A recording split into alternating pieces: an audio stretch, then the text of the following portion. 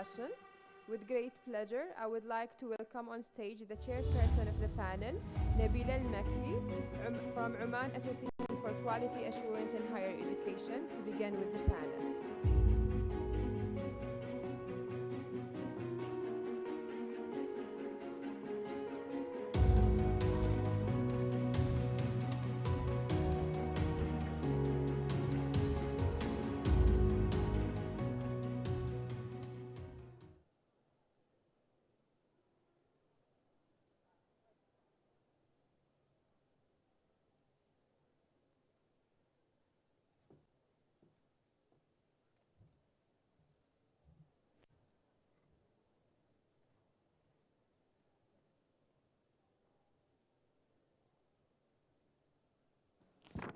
Assalamu alaikum wa rahmatullahi wa barakatuh, and good morning, everyone. I know there are very few people who are coming, but I wish for more people to come. I would like to introduce thank you very much, first of all, for this opportunity and being a moderator for this session. I would like to invite with me here Maryam Al-Amri. I know she's greeting people. Maryam Al-Amri is an Omani women entrepreneur who is making waves in the business world as a passionate CEO at Youth Vision. She is specialized in corporate social innovation, and she is the founder of Innovation Hub Company. She is specialized in corporate innovation.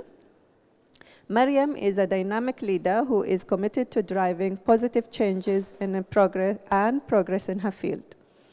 She sits on boards of several organizations, and she is widely recognized as an expert in her field. MashaAllah, you are very young to have all these things. With Masters of Innovation and Management in Entrepreneurship from Bournemouth University in the UK, Maryam has developed a keen eye for identifying emerging trends and technologies and leveraging them to create innovation solutions for her clients. She is also, as an entrepreneur, she is dedicated to promoting the importance of innovation and creativity in today's fast-paced business environment. She is passionate about helping businesses achieve their goals through innovation, and she is also committed to empowering individuals and organizations to reach their full potential, which is very important and well needed in nowadays. Maryam is sought-after speakers and thought leaders and has been featured in numerous industry publications and events. She is dedicated in innovations and excellence, has earned her a reputation as one of the top leaders in field. Thank you and welcome to this panel discussion. I'm sure we will have an interesting discussion. Please put your hands together to welcome Maryam.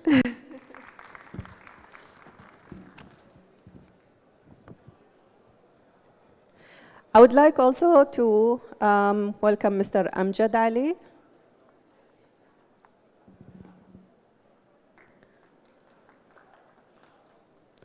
Amjad Ali is an experienced IT leader with over 20 years of expertise in digital transformation. He began his career in education and transitions into IT. Good morning. Leveraging his entrepreneurial background to develop effective growth strategies.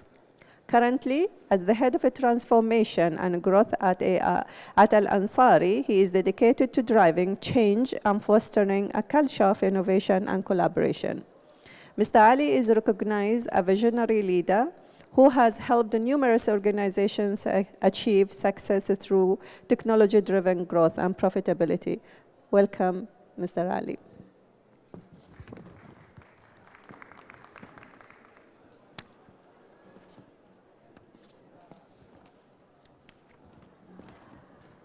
Last but not least, I would like to invite Mr. Engineer Mohammed Al-Habsi, Al-Rasbi, sorry. I'm so sorry. Mohammed Al-Rasbi.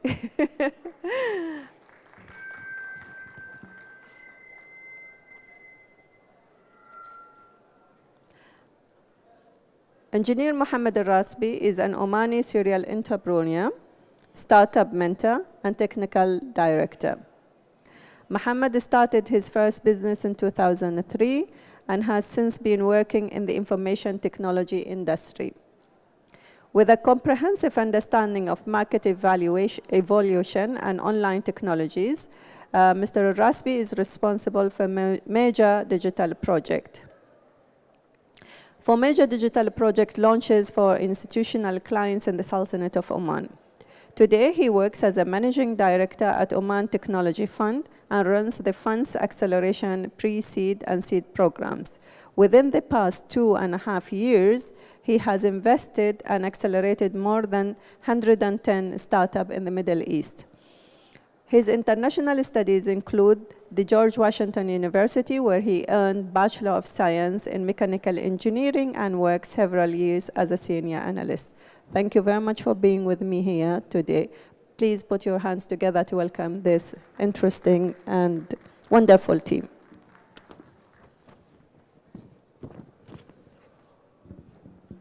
I have here a few questions, and later, if the time permits, if anybody from the audience have questions, we welcome those questions later.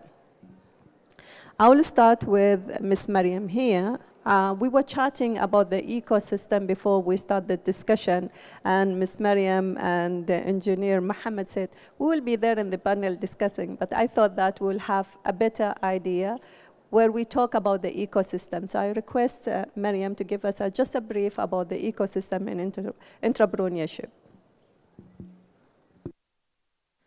Good morning, and thank you so much for inviting me to this session. Thank you so much, Doctor, about this briefing.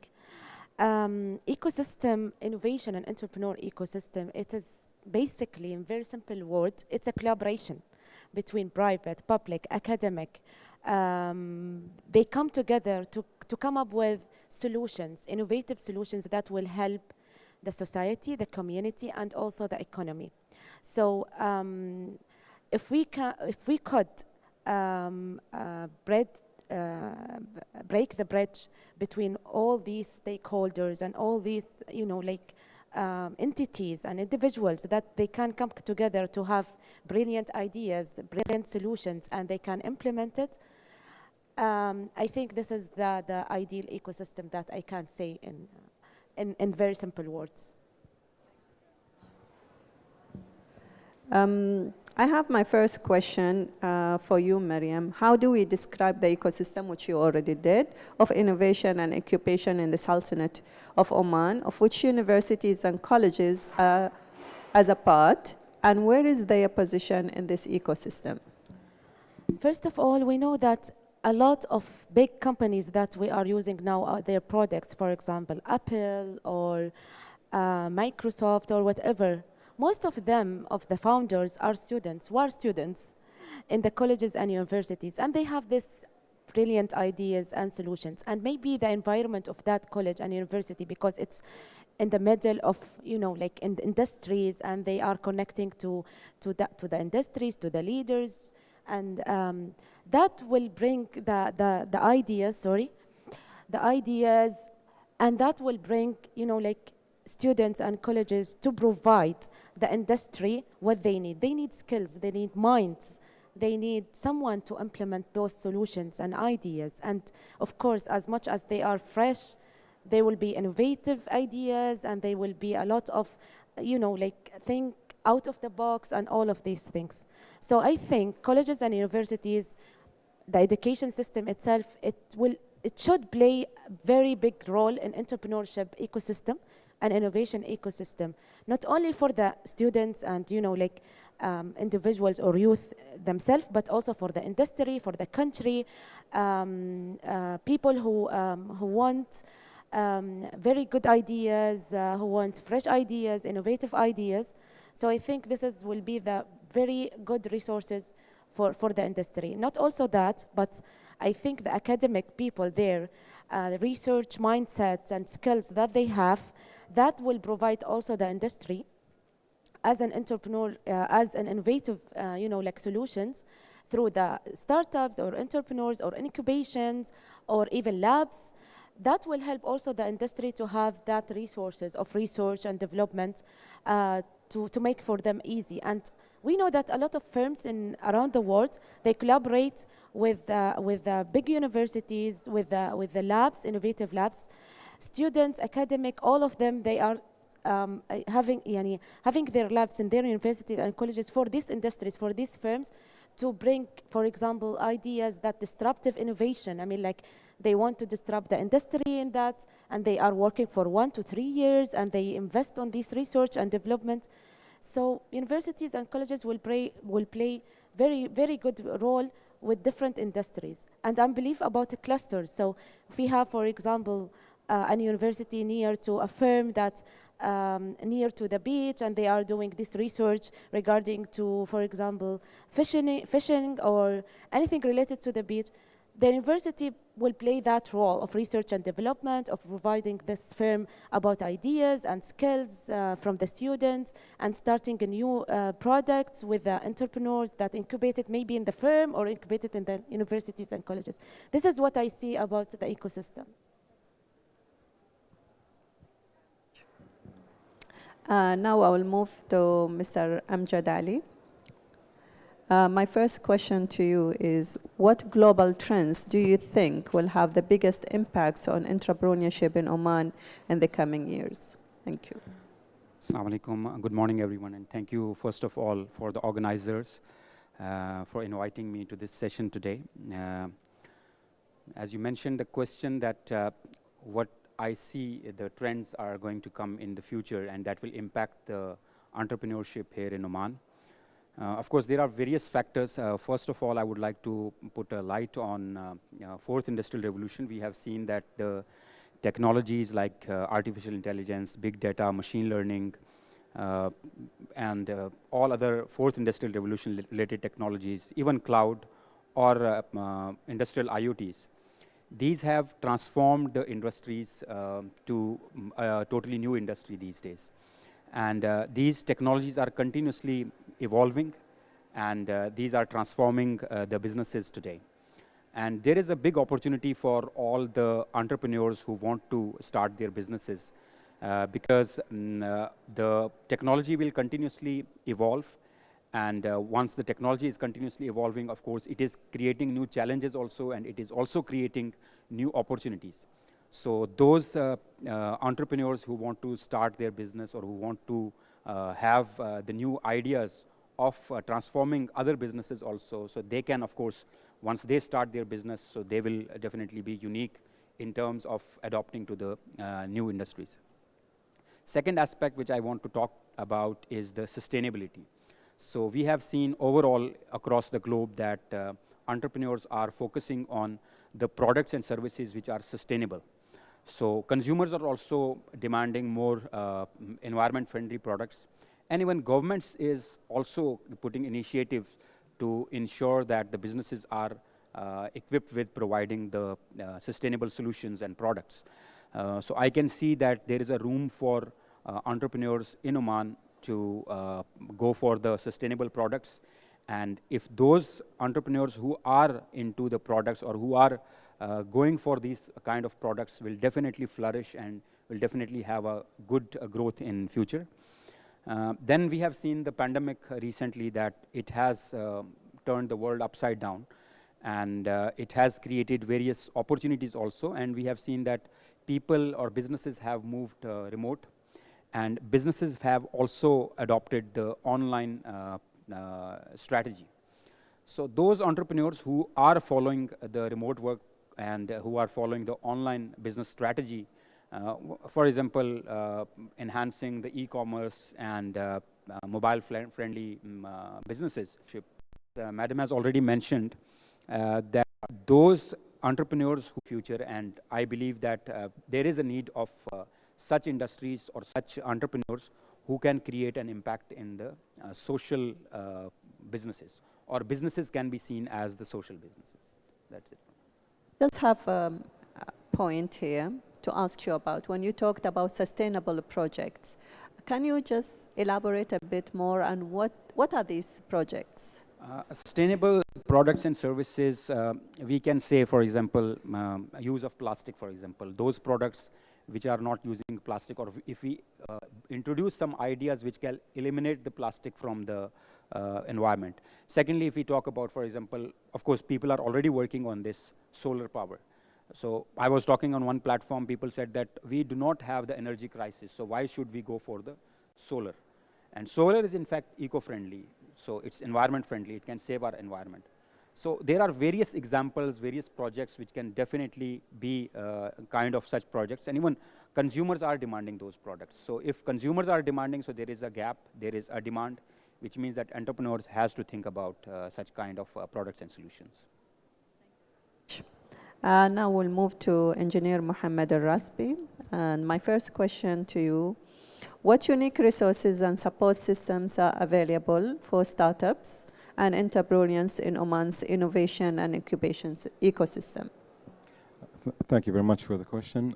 So I'll just give you a brief history. Almost 20 years ago, the first incubator program was set up at Najd Oasis Muscat, and I was fortunate to be part of that as an actual company and a startup to be incubated in that space.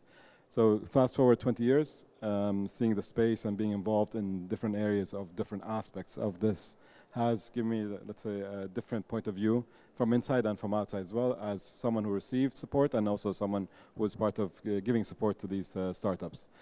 So also there's also the transition of terminology as well. So you hear incubation, you hear acceleration, accelerators, incubators, the different terminologies, and these have changed over the past 20 years. As of today, the word incubation and acceleration can mean different things to different people, and we can, I mean, this whole discussion could just be defining this, and each one of us can have a different meaning. It doesn't matter from my point of view. What matters is whoever provides the service, they can label whatever they do as incubation or acceleration. But in essence, the support that a lot of people can get in Oman as of now, especially starting from 2017 when Oman Technology Fund started investing. Previously, you had infrastructure, you had different support systems available from different entities, private and government as well, which supported a lot. But the difference was when investing came into place. And this has changed a lot and has had a big impact. Now, incubation for startups and acceleration for startups is different than when we talk about SMEs. So SMEs and startups are different entities. SME and a startup. So a startup is an innovation-driven SME. SME is your traditional businesses, and there's nothing wrong with that. Both of them need support, but both of them have different trajectory and different, let's say, characteristics and requirements. Once we define this, then we can provide the right support. So as of today, there's a lot of support for SMEs.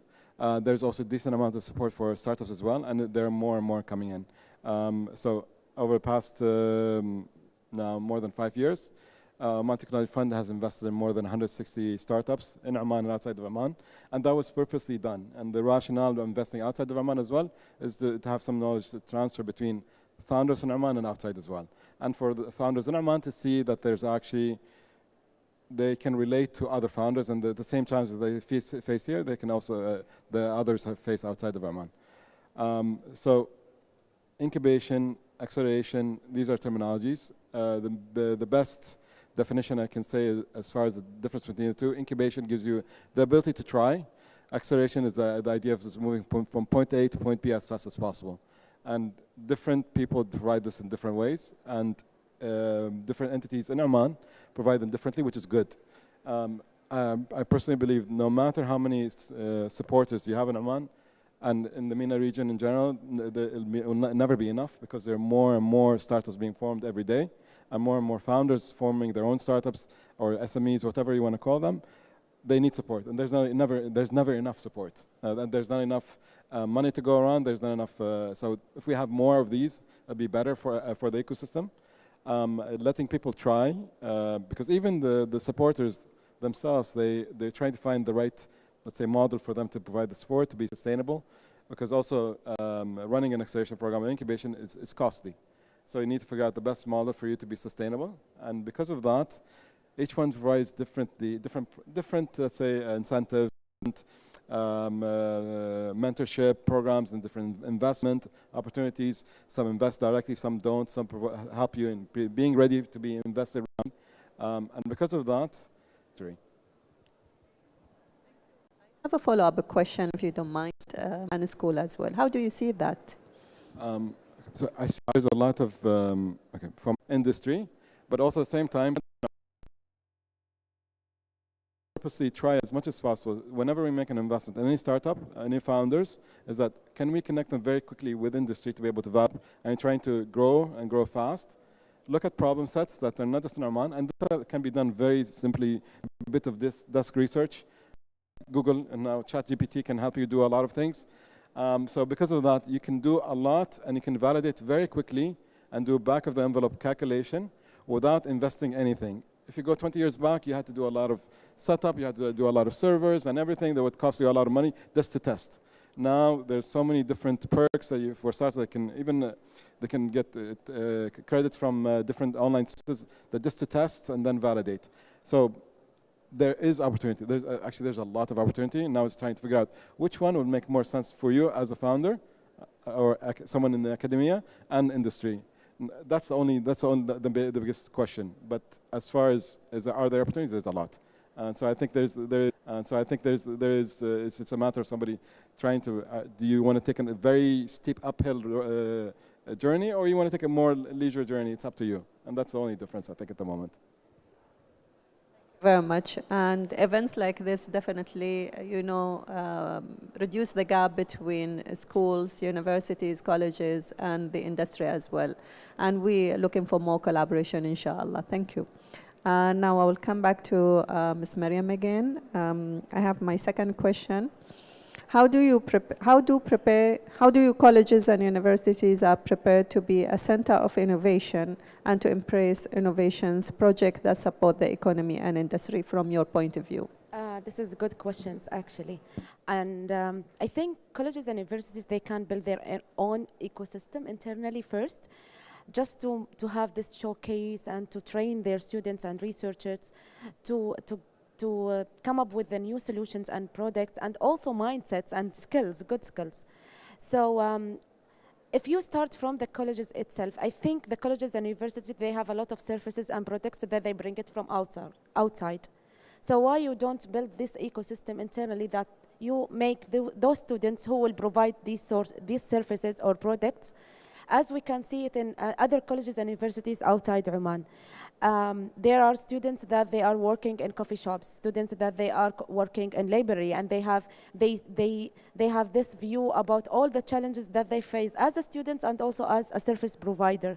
So this small experience will give them the experience of the industry, the experience of innovative ideas and challenges and how they want to solve it. And the support from the colleges and university, from the academia, from the researchers, from the mentors, that they will give to those people, to those students internally, it's more easier than you go outside and, searching for access to finance or, data or anything that will help to implement those kinds of products. So this is the step before even the incubation phase or acceleration phase. We need this zero phase, I don't know what we call it, or education phase for the students, to start from the university itself and make this small ecosystem to provide the university and the colleges all the services and products within the university itself and the colleges itself. Second thing that I think some of the universities and colleges, it's in the middle of the city, and I'm sure that there are a lot of firms and companies that they are around these universities and colleges. And starting from the incubation things and innovative ideas, I think some of the cases that you give them in the assignments or courses, maybe you can link it with those industries or with those firms, with those companies that they will give you your students just a challenge. You make your students through the course to solve this challenge so that we can link together in the course itself. Because before we start the session, you say that sometimes you have programs for the students, to just teach them or to make awareness about the industry or the entrepreneurship skills and all of these things, but they don't attend these programs. But if we embedded all of these things in their courses or assignments or homeworks that they have to do, all the research, all the surveys, and they come with the solutions, real solutions for the real cases, that will help us to build this in ecosystem gradually. And that will come bigger and bigger. And you don't know, maybe from one idea to one product to a startup that maybe, like go to outside the Oman. So yeah, I think this is a step that we can start with the colleges and university. I'm sure that some of the colleges and universities, they have all these initiatives and they embedded all these kinds of, tools and exercises, but we need more, and we need more support also from the industry to use those universities and colleges for their challenges and their, to have these kinds of link. For example, if Mohammed have a challenge in his, startups in the incubation or acceleration, maybe he can think to go to the university to bring this challenge to them, and to maybe they can solve it. Yeah. Thank you, Mariam. Yes, I see your point where you talked about awareness. This is the most important.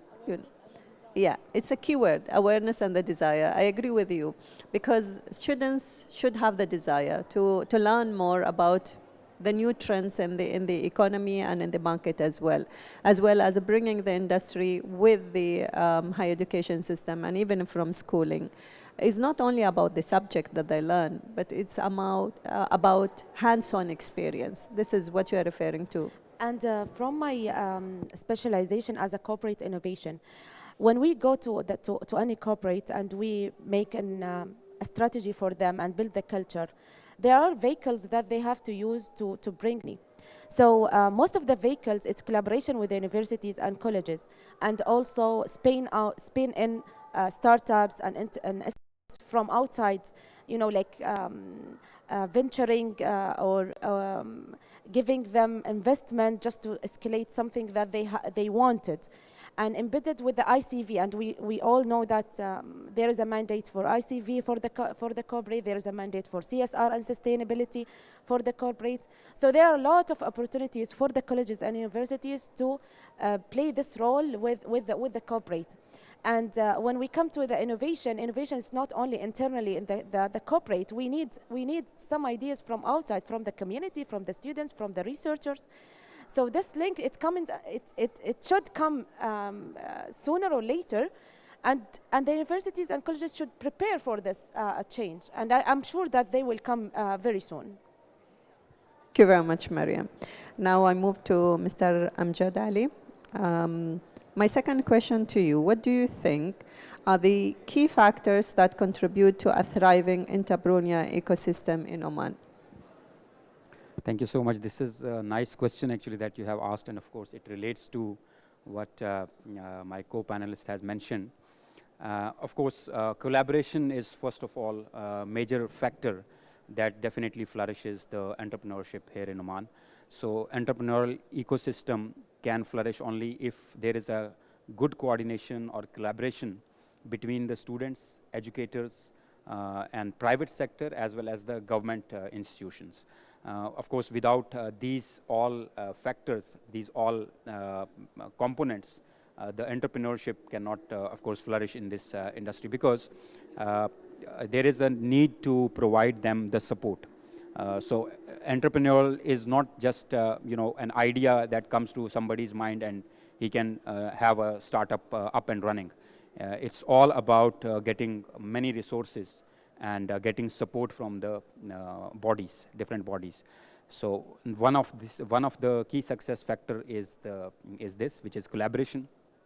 Second is, of course, availability of resources and funding. As we have seen that we talked about the incubation and accelerators, and of course co-working space, which is one of the factors that we must have within the region to make sure that those entrepreneurs who have the ideas but they are not having enough support in terms of the facilities which they need, other than the funds, which are, of course, we have in Oman, some of the bodies like OTF is providing the funding support, and of course incubation support also. Providing support to the entrepreneurs is one of the key factors. Another thing which she has rightly mentioned is the culture of bringing the entrepreneur here in this region. Yesterday I heard from someone saying that if you want to have a good sportsman, so you don't teach him the sports after the university. You teach him the sports from the day one when he is in school. Similarly, entrepreneurship is also something that has to be embedded into the schools, not only from the universities, schools, colleges, and universities. And competition and the events should be conducted within the schools. Now, for example, there are some bake makers and some events are there which most of the schools are also doing. In this region, it is lacking in somehow. If that is provided, like if you have a stall, so kids of even 10 years, 9 years, they can have the stall in place and they can start selling the products, buying from the outside market, selling, so that they can develop those business skills, business basic skills. This is one of the key factors. Another is the training, of course, to all the entrepreneurs who are good at one aspect. Now, for example, they have brought a very big, good business idea, but at the same time, they are lacking in skills of financial management, business planning, and other various skills which are definitely required to manage any business. And of course, to pitch the product in the market, they should have the skills related to marketing. And when we talk about the digital marketing and digital aspects, so if those entrepreneurs who are having these skills, we have seen that they have flourished. So I think these are the key success factors for the entrepreneurship here in Oman. Very much. So education from young age is important, and the culture.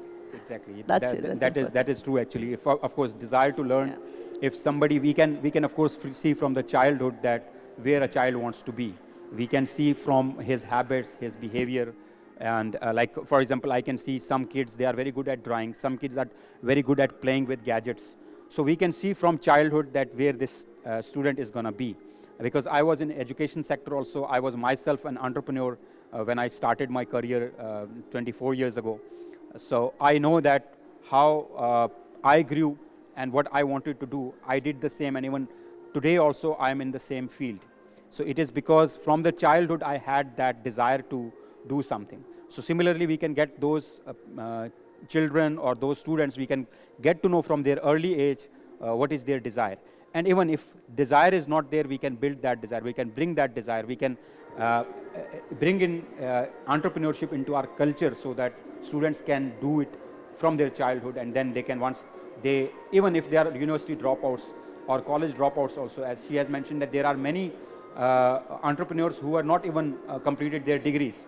So the reason is because the entrepreneurship was embedded into their blood. So that is what we have to do it in colleges, universities, and schools. And that can come only because of the collaboration between the businesses, from the educators and the students. Thank you, and it's skills and interests as well. Thank you very much. Move now to Engineer Mohammed. My second question to you, how does Oman's culture and educational system contribute to the development of a thriving innovation and incubation ecosystems? I'm sorry, the questions sound like overlapping, but I'm sure that you will add more insight and information. Thank you. Thank you. I mean, so if everyone from us has a different point of view, comes from a different background, I think it's very important.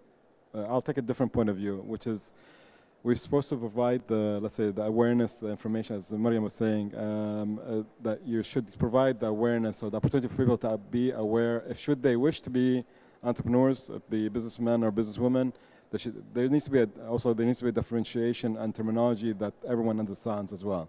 So there needs to be a normalization of terminology, so everyone, when they speak, when you say hello to someone, they don't tell you bye. They say hello. It's very common. Now, when you say someone, are you a founder? Are you an entrepreneur? Are you a businessman or a businesswoman? Everyone labels it differently, and I think this is one of the main things we should first tackle in the education system, so people understand this terminology very well. The subjects in the education system is very clear. If you do math, it's math. Now, different from elementary school to university level, math is math. The different, let's say, difficulty, but still at the end of the day, it is math.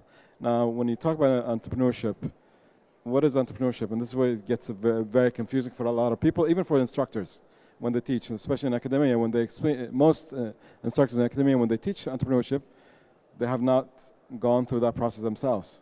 So everything they say, whatever they read online, whatever was prepared for them, and they basically teach their students. And I think that's something that needs to be tackled first.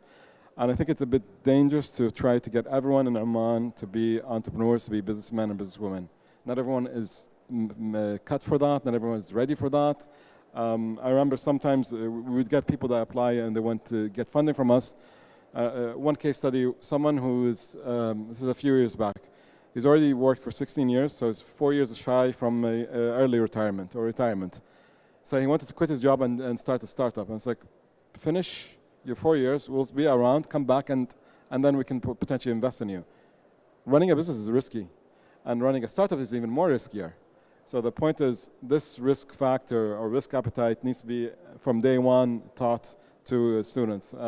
If you want to be an engineer, there's certain requirements. Now, especially, and it's a very good setting in that right now with all the different universities. You want to get a scholarship to go outside of Oman. You want to be an engineer. There's certain subjects that you have to take in your 11th and 12th grade. If you don't, then your chances of actually getting that scholarship is zero. So if you want to be an engineer, if you don't take chemistry or physics, there's no chance of you being an engineer. If you don't take those, then automatically, and this is, people know from day one, if I don't take these subjects, then I will not. So the same thing needs to happen in academia with regards to entrepreneurship. Running a business, there's nothing wrong with running a business. A small SME, there's nothing wrong with that. You can make good living and you can make a lot of money from that and be happy with that with a very limited risk profile. Running a startup is a completely different story. Running a startup in different industries is completely different. Now we need to teach them how to go about validating. Before you jump, you want to see, like right now, when we leave the stage, we have two options. One, we can jump through there, or we can take the steps. Each one of us has an option. And each one has a risk profile, a risk appetite. So if I want to jump, I can jump. But there's a chance I'll hurt myself. Now, if it was 20 years ago, maybe it's a different story. But teaching people that you should start your startup, you should run your business, I think is doing a bad service to a lot of people, so that when they start and then all of a sudden they go take loans, they do all these different things, and then they get in trouble. And then the COVID hits. Okay, and so because of these things, we need to be very careful. Everyone needs to collaborate and educating the different risks involved. That's one side, but also there's an upside where if you de-risk a lot of things, you can actually be a very good journey. You can earn money, learn a lot from it, and actually be very successful. And most people that actually work as employees in startups, they tend to learn more than corporates. And the reason why is because within startups, there's no structure. Everything is very messy. So somebody gets to do a lot of things. But if you go in large corporates, there's structure, so that you cannot move from one department to another. While in startups, you can move from one department to another every day, and because of the need for that. And so there is a lot of opportunity in that side, but there's also risk. So I think that's something that should be taught in academia, different levels. We should not paint it very rosy, and it's very green and there's no risk and everything. I think that's not one way of addressing unemployment or what have you. Unemployment, you can address it, but that's not the right way to do it, from my point of view. Thank you very much. For the short of time, we have 5 minutes to go. So I will open the questions to the audience if you have any questions. Well, and we'll keep it very short.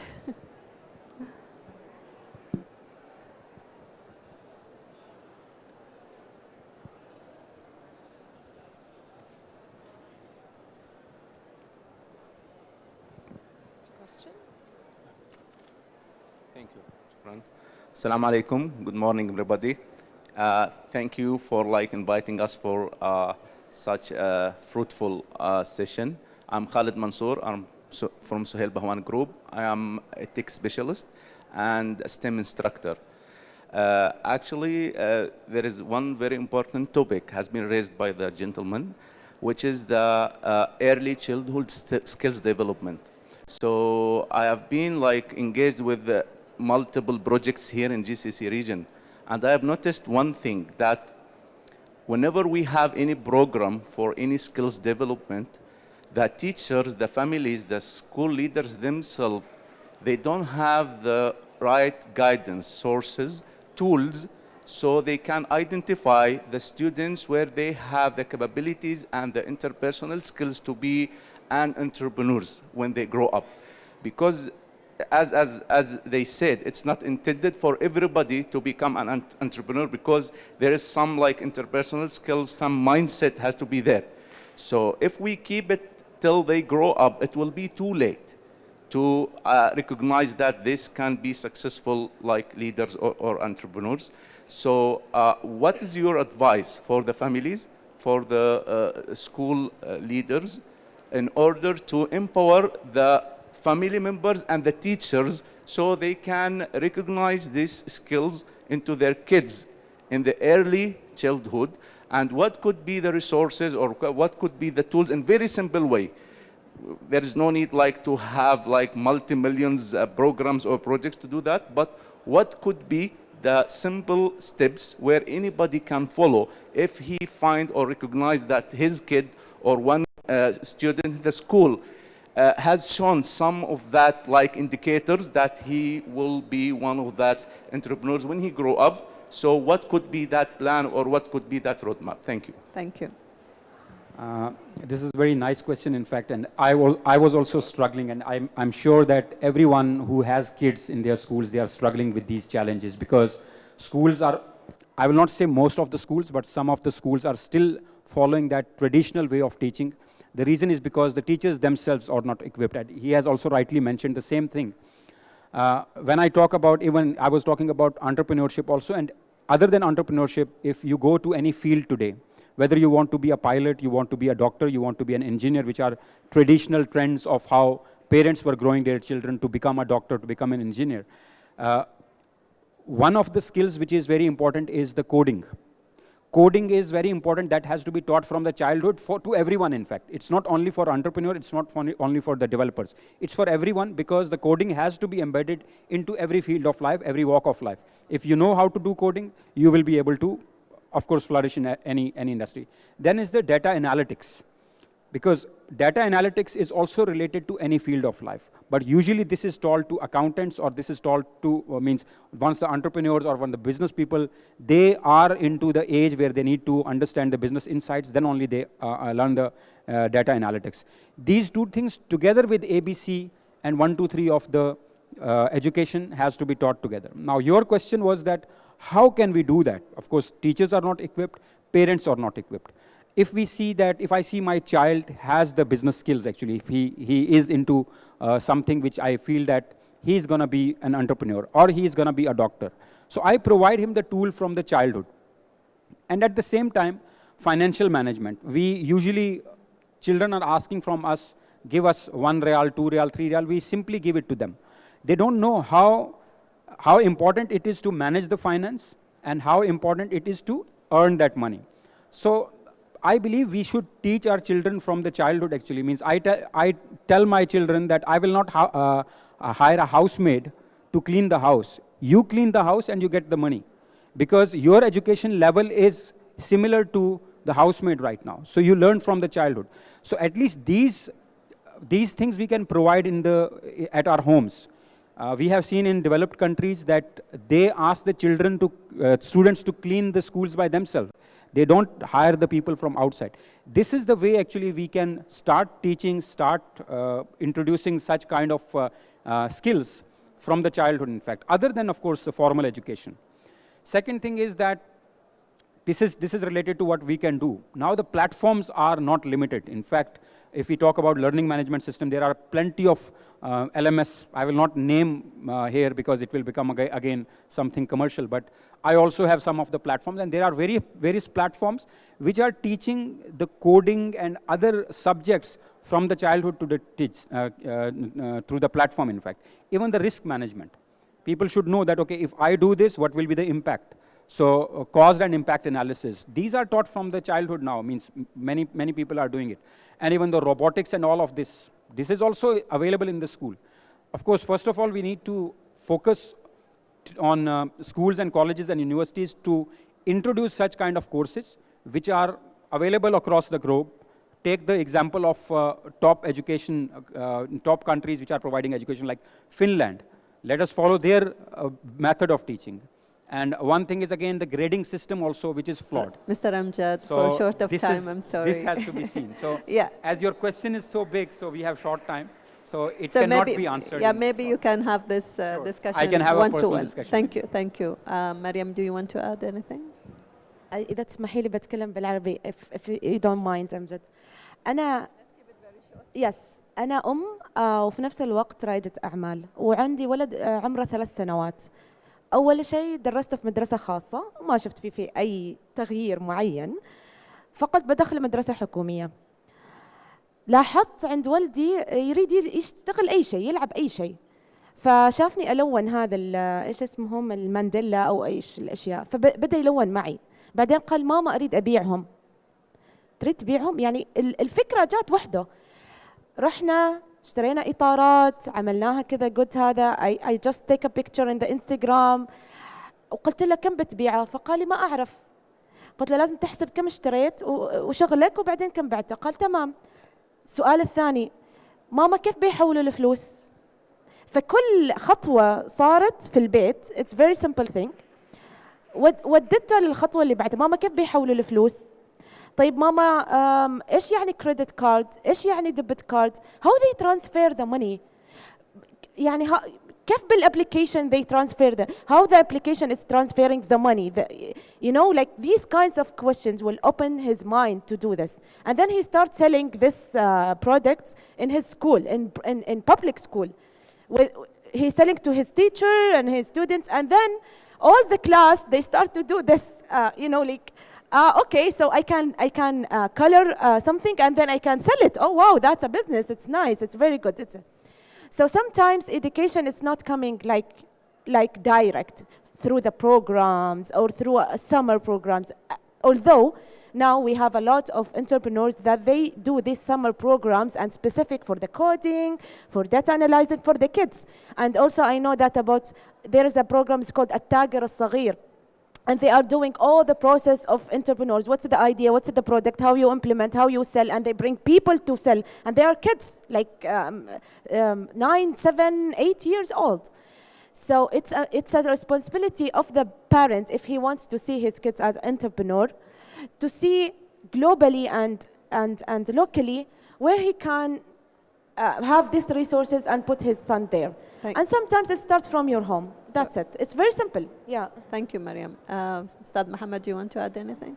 Okay. Thank you very much. So some keywords that we take today: awareness, learning from the childhood, interest, collaboration between higher education, schools, and industry from young child, bringing the industry experience into classroom, and also bringing the gap between the school, higher education, and industry by having this collaboration together. I thank this wonderful team, and we have fruitful discussion, and I'm sure the audience would like to have more lights and discussion with you. Thank you, Mariam, Amjad, and Muhammad for this. Thank you very much. And sorry. Thank you.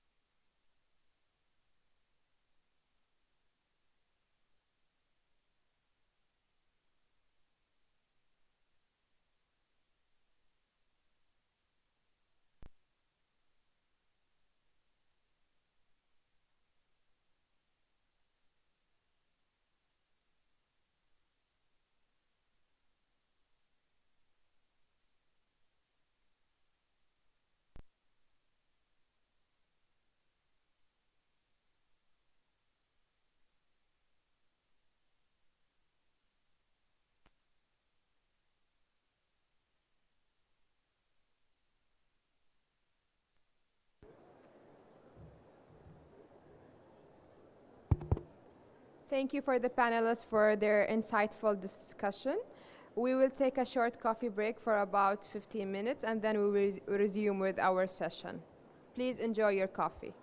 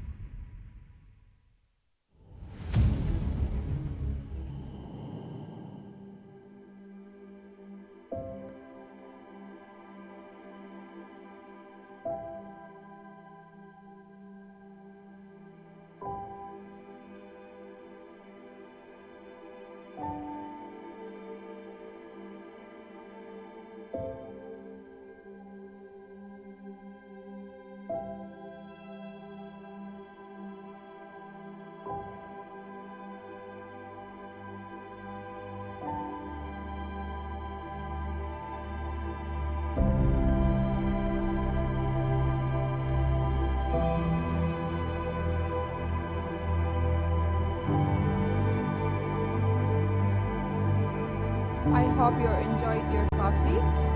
Now we will resume our session. I would like to call our speaker, Dr. Modi Uwayyad Al-Mutairi, the Dean of College of Applied Medical Sciences from Taif University, who will be discussing a case study in a topic of Journey of a Nursing Program at Taif University to design online web assessment interface for entrustment decision using EPA's framework.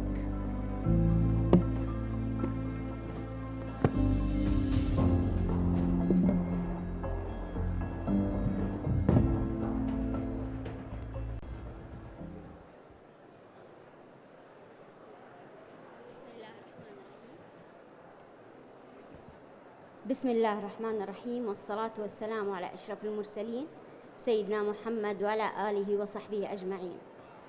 Good morning everybody. This is me, Modi Mutairi. I'm Associate Professor at Taif University, College of Applied Medical Sciences. I'm going to present today the experience of nursing program at designing an online web assessment interface for entrustment decision making using the EBA's framework. I hope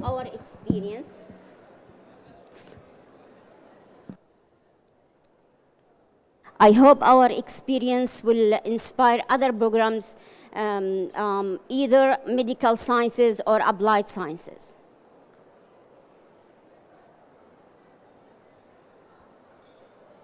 Just gentle reminder, if you have any questions, please don't hesitate to ask me at the end of the presentation. So, nursing program at Taif University in Saudi Arabia enacts improvement measures and procedures. The primary focus was still and will continue to be improving the clinical practice. So in this presentation, we're going to talk about the competency-based training, what were the most key issues that has been faced by the program while implementing the approach, and what exactly is needed, what are EBAs, and WAID, what is it? In 2019, a change in the way that nursing students are trained and evaluated with a move toward competency-based training. Several core competencies has been outlined that fit and contribute in achievement of the nursing goals. Of these competencies are professionalism, critical thinking, information technology, communication, and leadership. Also, patient-centered care, nursing skills and knowledge, and evidence-based practice. The next step that the program initiated was searching for appropriate procedures and tools in order to implement the approach of competency-based training. So several procedures has been methodologically investigated, and a lot of publication has been released in nursing literature. The end result is a number of tools that fit and suit different situations and activities, and are linked to the learning outcomes and competency.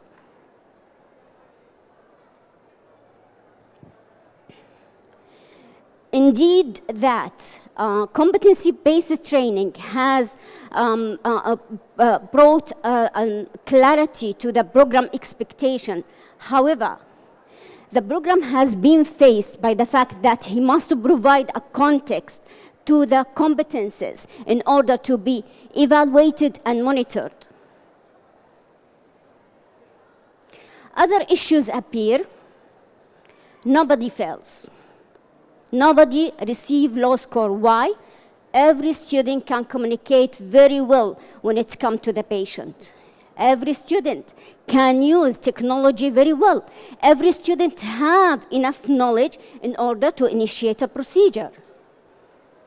The other issue is the decision of competency usually based on one occasion or on observing one action. So I'm looking or observing to the student while he is communicating with the patient, and I'm assuming that this student is well educated. It's difficult to transfer the result or the evaluation result from one area to other area. I'm gonna give you an example.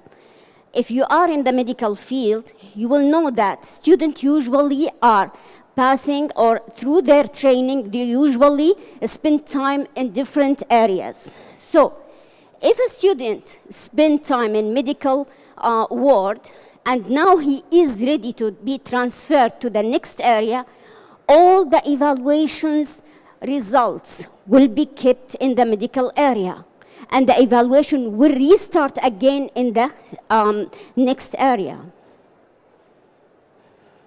Okay?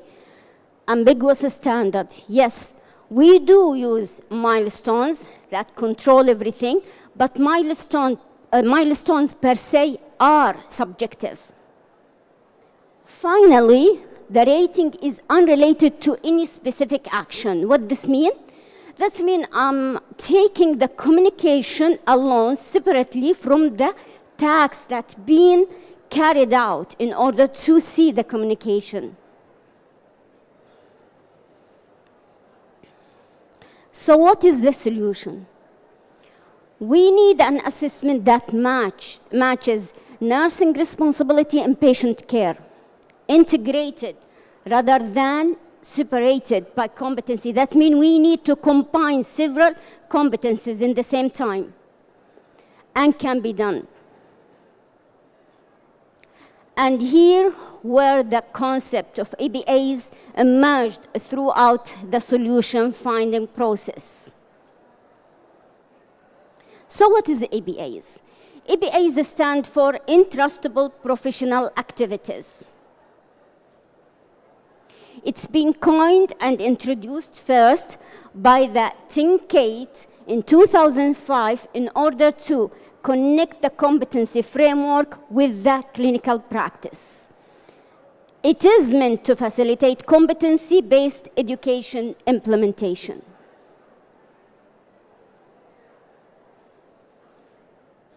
The next step for the nursing program is to maximize their understanding about this concept. So, literature was searched and concept was analyzed, and a publication was released. And by the way, this is the first literature review has been done in the nursing field worldwide, and it hits a lot of citations since then. So what is the difference between EBAs and competency? EBAs is job descriptor. It's a professional task, such as administering medication, providing nursing care, shift handover, documentation. Meanwhile, competency is person descriptor, person attributes. For example, he is good communicator, she is a leader, he is critical thinker. So it's describe the person instead of the job.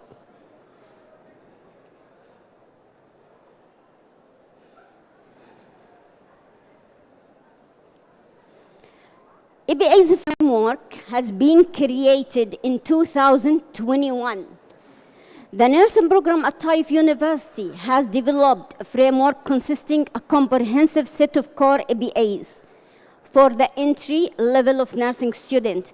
It is anticipated that EBAs will provide significant structure to the training and evaluation process for both students and instructors, as they have or as they will have much clear understanding of what is expected of them and how well they are doing. This is the 8 core EBAs. And by the way, there is a publication that describes exactly the process that has been followed in order to have these 8 EBAs. So, the next step was embedding this EBA's approach in the curriculum, nursing curriculum. That's why we have almost 8 sheets. Each sheet contains the core EBA, the competency domain and competences, then the supervision levels, and the sub-activities. These all are connected with the Miller Pyramid. You know Miller Pyramid, which is for clinical training, which start from the class and skill labs up to the continuous or clinical practice. To be honest, implementing EBAs is not an easy job or easy task. It's add a lot of load in the shoulder of the student and the clinical instructor. That's why we need a tool or a mean in order to implement this kind of approach. This tool needs to be easily usable, always available, allow student and clinical instructor to monitor and evaluate progress, encourage a student to reflect on their practice and performance, develop action plans based on the performance of the student. In order to achieve these features, we do have this system. Nursing program has developed and designed an automated EBAs framework known as Online Web Assessment Interface for Entrustment Decisions, or OWAID system. OWAID system is an electronic platform for measuring competences through units of professional practice. The platform, which is tailored to each student, enables instructors to track and validate nursing student acquisitions of core competences as they completed their training program.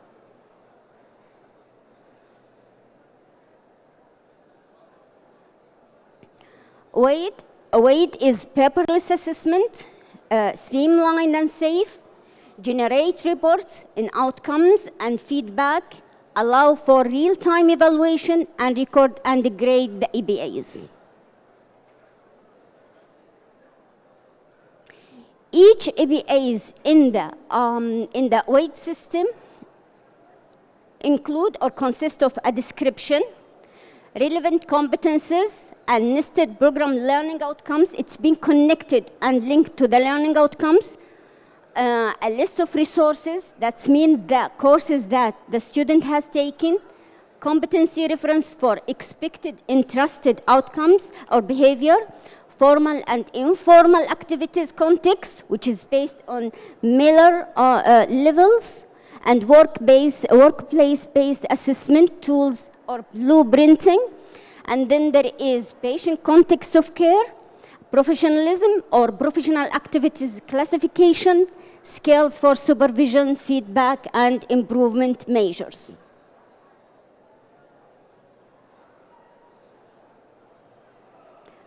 OWAID offers a framework for recognizing student progress. Each student can follow an individualized training pathway. It allows instructors to better assist nursing students who are not making expected progress on time.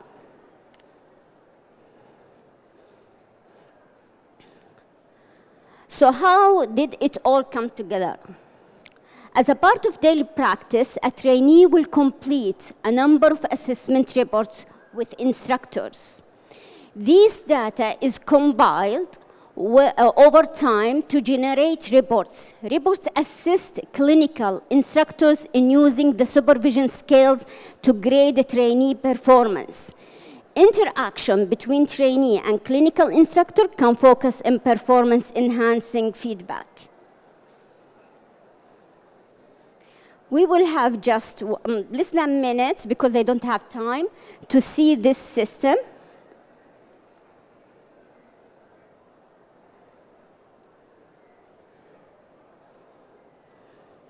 This is the course.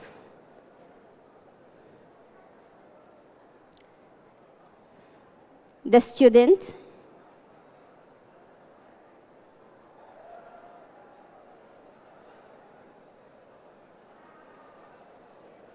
This is the core EBAs or the 8 EBAs.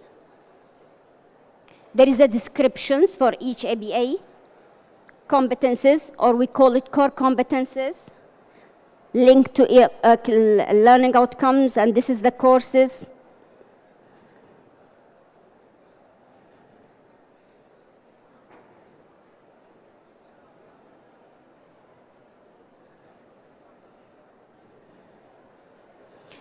It serves pre-internship and internship. So the evaluation is continuously from the moment that student enter the program up to the finishing his study. This is the sub-activities, and there is a description. And this is the table that being used or will be used for evaluation. Once a score is given,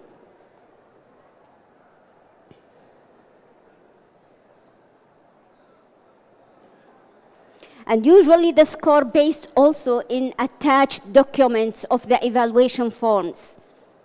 So the student will have such something called portfolio will be gathered together in the system.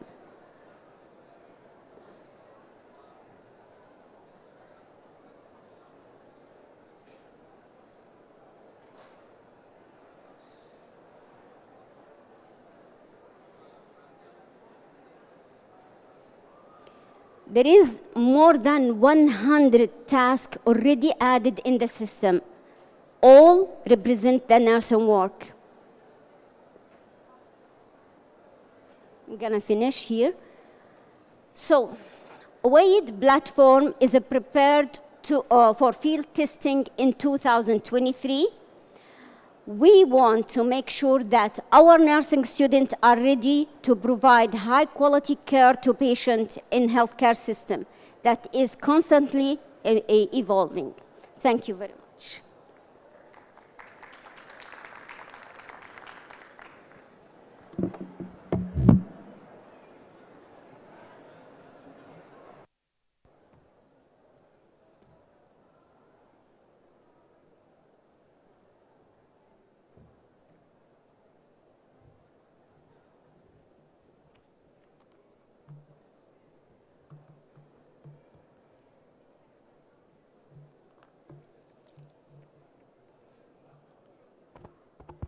Thank you, Dr. Moody. Now I would like to welcome Dr. Khawla Al-Harthi, Assistant Head of Computing and Electronics Engineering from Middle East College, to present her topic on innovation and cybersecurity processes.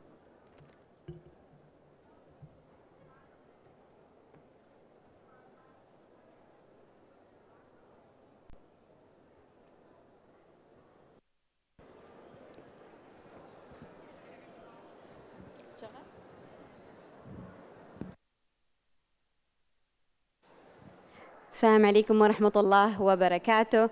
أهلا وسهلا بالجميع. Welcome everyone and good morning. Hopefully you are enjoying the talks and the sharing knowledge it's happening till this moment. Today I will inshallah go ahead and I will go out of a scope little bit in terms of why we need to take care of cybersecurity. It's really related to innovation and how the innovation is working and cybersecurity working innovation. So hopefully, inshallah, everyone will get proper knowledge and understanding how we can link cybersecurity with innovation.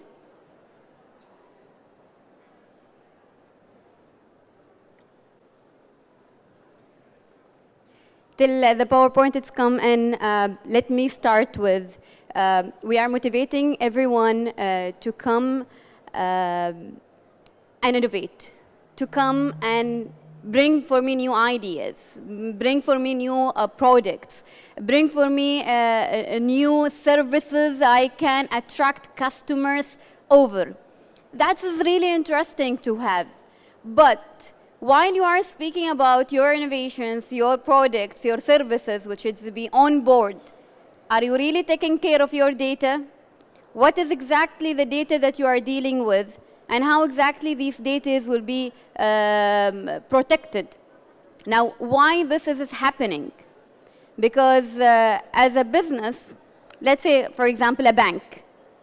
If you are having a new bank and you don't have a security system where all your transaction will be exposed and the money will be stealed, so who will trust you in the future? Nobody will use your service. Nobody will use your bank services and bank products because you don't have security actually.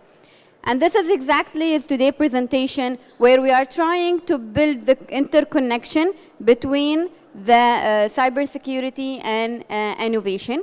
Also, during the presentation, we'll have an understanding of how exactly these processes can take care, and what you should take care while you are motivating others to be innovated.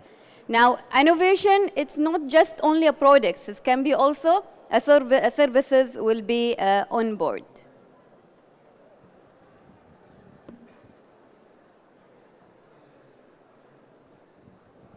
My file is secure enough to open.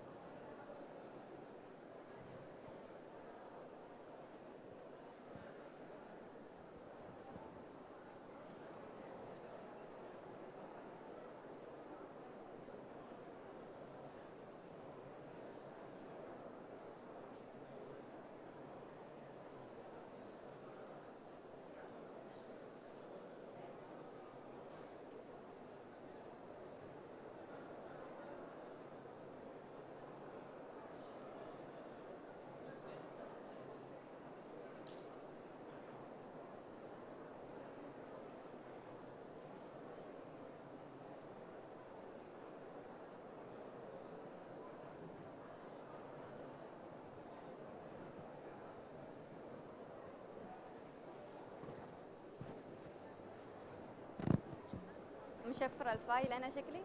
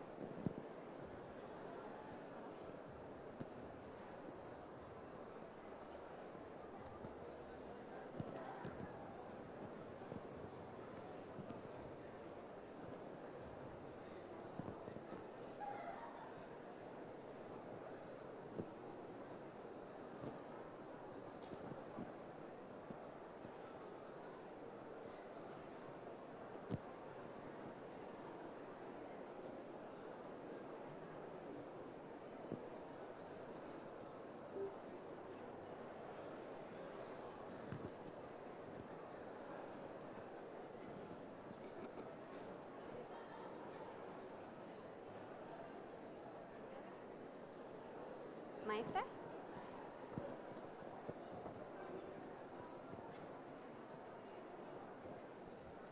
Yes, thank you so much for your efforts. So welcome everyone to my talk today, where we are speaking about cybersecurity evaluation process and innovation. And the aim of this presentation is and talk is actually, while you are motivating everyone to go ahead into innovation and have their own products, you need also to taking care of the cybersecurity concept. Now, why we need to taking care of cyber security? Based on Gartner in 2021, they are involving a cybersecurity as a part of the business strategic level. And they said when we are coming up with any services, improvement, products, innovations, anything, you are taking care of your business concept, program, business outcome, business objectives, what exactly you want to achieve. But also, part of your work, you need to take care of your security outcomes. And what are the security outcomes? Wherever you have a services, you have a products, you have actually innovating practices in your business's level, you need to have ensuring of confidentiality, integrity, availability, privacy, safety, and reliability of your innovated products and services. Now, this is playing a big role today. And none of the business today, when they are developing their business strategy, they need to involve adaptability of cybersecurity. Why? Because we are bringing the trust of the customers.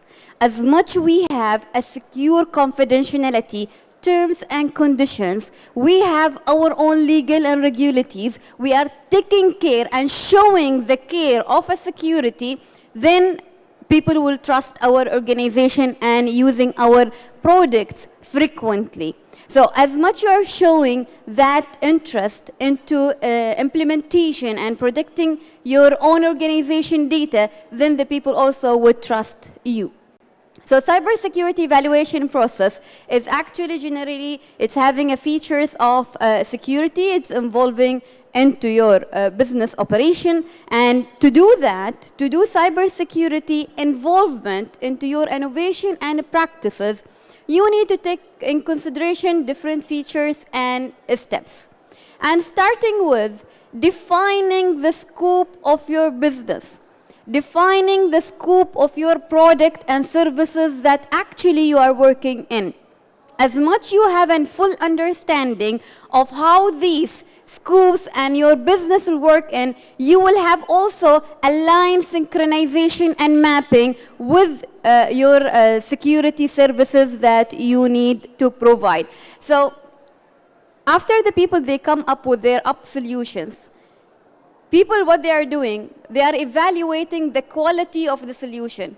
They will measure the marketing part. If it's can be sold products, and it will be long life, but also with the measurement of as a business perspective, a measurement of a security should be there. How this products will deal with the data, what type of data is actually collected, and how this data will be dealt with, where it can be stored, how it be transacted, what is the network that it transacted to. I need to secure all of these concepts together. So here are some exactly aspects that we're defining. So explore the company collaboration challenges in depth of the value or vulnerabilities that it faces, the innovation practices or the products you are coming in. What are the gaps? What are the threats and challenges that's coming to your product that you try to sell it to me? If you are a person who have the product or services and you are going to sell that product and services, you may expect a question. Is this product safe? Or I will lose my reputation because of your product. You need to show that this product is actually purely secure through defining these aspects. Other term is identify security requirements. What is your innovating practice? What is your solution? Is your solution having application level, networking level? Who will be hosting this? How can I deal with user management? What are the security logs that will be there? Do I need to have frequently update to this solution and update, or no, I should not have? So while you are marketing your products, while you are marketing your innovation, you need to show that you have a full understanding of all whomever will be interacting with your solution and product. Either can be a services or can be physical products to be there. While you are showing the full understanding of the management concept of all the people who are involving into your innovating solutions, how to manage that, how to manage all of that components starting from the business processes, ending by security logs event, who's meaning the access history to the services or to the products that will be there. Now, Normally we say it's not matter of having the innovation, but it's also a matter of how exactly we are securing this. Measuring of starting a business, it's not a challenge, but keeping the business running is a challenge. The business continuity, it's also a challenge. A part of innovation practice, we need to measure the security risk that is facing in your products and services that you are facing. So you need to have a conduct risk assessment, and risk assessment to perform identity of potential risk, which is leading to damaging your product and services, or leading to losing reputations, or it may lead to stop completely your services and to be out of reach. Evaluate the security controls, how you are controlling your innovation and practices, how you are controlling the users, who have the access to this, and how you are managing the access to the data. I will create a complete shopping application, and this shopping application, can I sell hundreds of products? That is interesting. All transactions will be managed. Again, it is interesting. Everything will be shipped on time. Perfect. That is my reputation into shopping. But how you are managing these transactions? How you are ensuring that all products goes into shipment is not being attacked or is stealed in the middle of the communication. So evaluating security controls that you are giving, a permissions level that you are using, software and tools that you are using to secure your innovating applications or products that you have.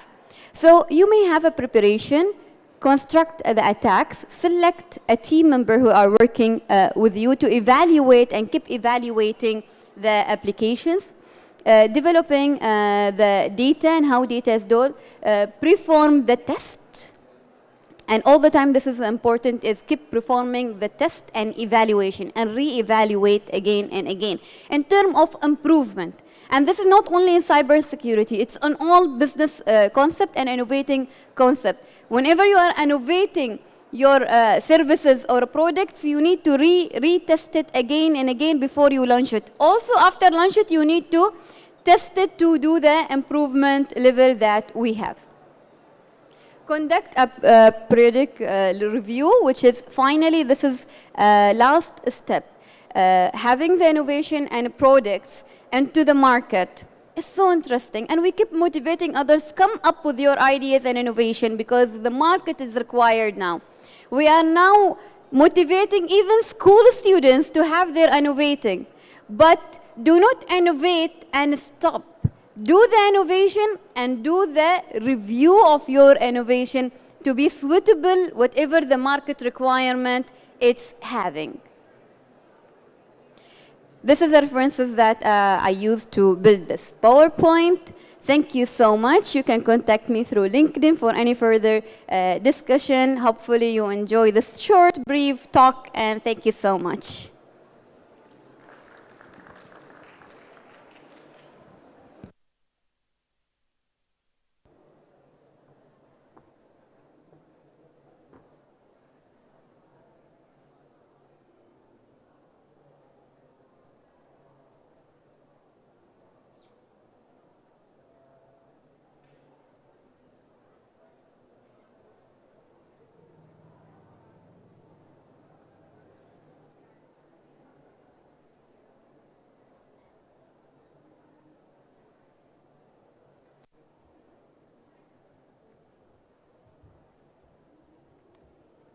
Thank you, Dr. Khawla.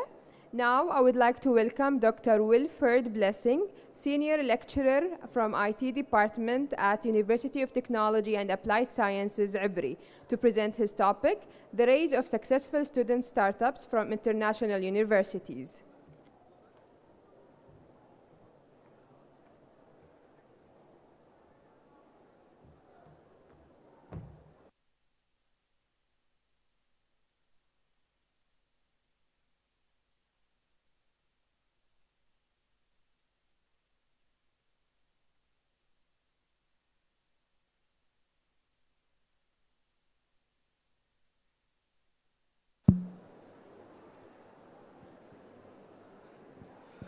A very good morning to all.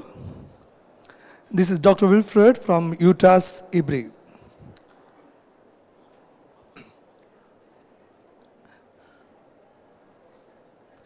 My presentation will be on the rise of successful student startups from international universities. This will be a short motivational presentation. So I'll be focusing on 4 different areas. As my practice, initially I start with a short story, then I will tell you the formula for startup, then I will give a motivational ideas, then finally the best student startups. Let me start with a short story. In a famous city, there was an auction. Hope you know about auction. So many used products were sold, right? The person who give more money, he will get the product. As a first product, there was a luxury car. The people gathered there, they got attracted to it, and each and every people competing each other to buy this product. Finally, this car has been sold for very good price. As a second product, there was a beautiful branded watch. Yes, everybody like watch. Again, tough competition between the people who gathered there. So many people were trying to purchase this watch for low cost, but finally it has been sold for highest price than the car. As a third product, a old laptop, Apple laptop. Everybody like this product, brand, right? Fine, again tough competition, it has been sold immediately for very good price. As a last product, there was an old Veena. The old Veena came for an offer for sale at this auction. You know about Veena, it is an Indian classical instrument, music instrument. But unfortunately, nobody were there to buy this product. Nobody wants this product because it was very old and it was with full of dust. At that time, this auction organizer, they got disappointed because they want to sell everything. But nobody was there to buy this product. But at that time, a music master came to this spot and he took the Veena, he cleaned the Veena, and he played some beautiful songs. He played some beautiful songs. After hearing the music, all the people who gathered there got attracted. Again, it became very tough competition. And this Veena has been sold for highest price than the car, watch, laptop. What is the moral behind this story? You know, there are 2 important parts in this Veena. One, strings, you know that. Another one is specs. My dear friends, strings are nothing but the student community. Their skills, their qualification, their startup skills, soft skills, innovation skills, technical skills. At the same time, the pecs, you have some pecs, right? This is used to tune the strings. Then only you can play music. So these pecs are called or can be named as college, department, teacher, parents, associations, clubs, and mainly the conferences like this. So, you know, the music master tuned the pecs, it has been sold for highest price. Like that, when the students make use of the conferences like this, they tune their skills and they can explore and they can sold for highest price in the job market. Let me come into the topic. Equation of a startup. As we know, this is a basic formula. We should have a new business idea plus innovation plus technology. That is very, very important. And also the passion, so that you can start a successful startup. The motivation, Please do remember that most of the today's successful business owners started their companies while still in college. This is a very important to make a note. Why this college is the best time for a student startup? Because you may have many business possibilities, right? It is easy to launch, and you can easily access the experts. You can interact with the teachers, professors, lecturers, and also it is easier for you to market the product. Because when you come out of the college, if you want to market a product, it's very difficult to communicate with the people, interact with the people. But when you are in the college, you can find thousands of students inside the campus. So this is the right place to market your product. And think of your university life as your incubator. And also, funds are surprisingly not hard, because some of the universities supporting funds, they are providing funds.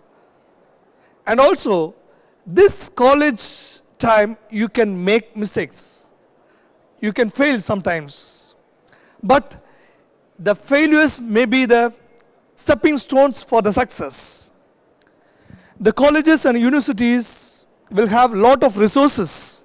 So this is the right time to start your startups. When you have failures, this will be a great experience to add in your resume. This is a very important point. Finally, let me explore some of the best student startups. The first one, Google. You know, the university of the students from University of Stanford, they founded this Google. Now you know, without Google we cannot survive. Right? So they had a hard time. They want to maintain the balance between the startup and studies. This is the biggest challenge among the students. So they found, once they started their Google search engine, they decided to sell that. But unfortunately, the buyer withdrawn or they resigned from the deal. But later, today, the world's most powerful brand, Google search engine. The second one, Yahoo. This was also founded by Stanford University students, David and Jerry. Initially, they started a website which provides multiple services, mainly email services. Later, you know, before 10 years, the Yahoo was number one. The next one is Facebook. It was founded by Mark in 2004, and this was also founded by Harvard University student, right? So you know the value of Facebook, the market value of Facebook. Next,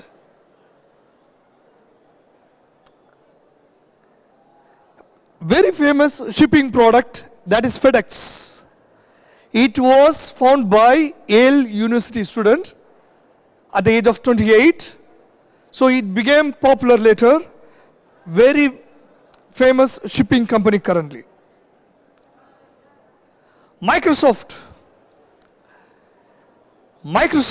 founder Bill Gates, he started this project at the time of school. It is really surprising. So many were rejected his project at initial stage. Later, now this is one among the popular operating system. The next one, Snapchat. It was developed in 2011 by Stanford University students. There are 3, right? So, see, one of the students, he presented this app as an idea in his design class. He presented as a assignment. Later, this became a very wonderful product in the market. And this is very famous among students to share the funny snaps. Next is WordPress. It's a blog site. It was founded by University of Houston student. In 2019, it became very famous. Next one, Reddit. It was founded by Alexis and Steve. Both are graduates from Virginia University. They founded this social news website during 2005. As a conclusion, most of you are young students. You have a right time now to initiate for a startup. You have people, you have network, you have a lot of experiences, you have experts, you have resources, you have ideas, you have fund support from the universities and colleges. Come, let's start for a beautiful startup. Best wishes. Thank you for your time.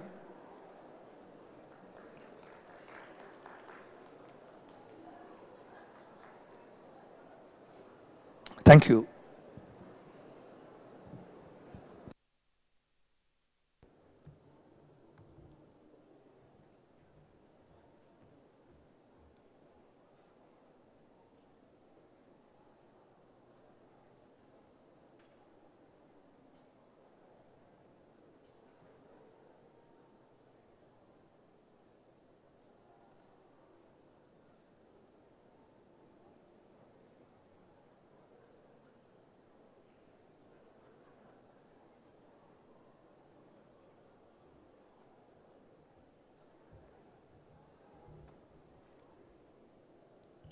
Thank you, Dr. Wilford. Now I would like to welcome Dr. Rashmi Christian to present her topic, Entrepreneurship Model Students Can Adopt.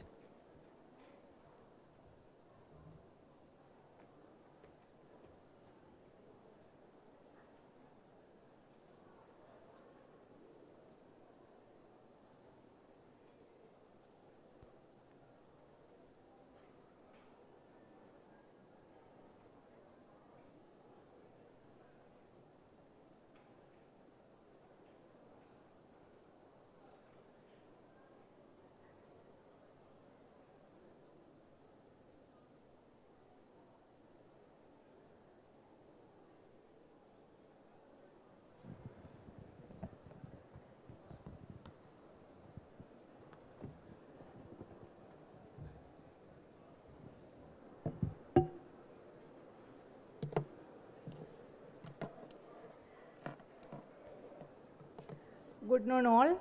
I am Dr. Reshmi, Head of Research, Muscat College.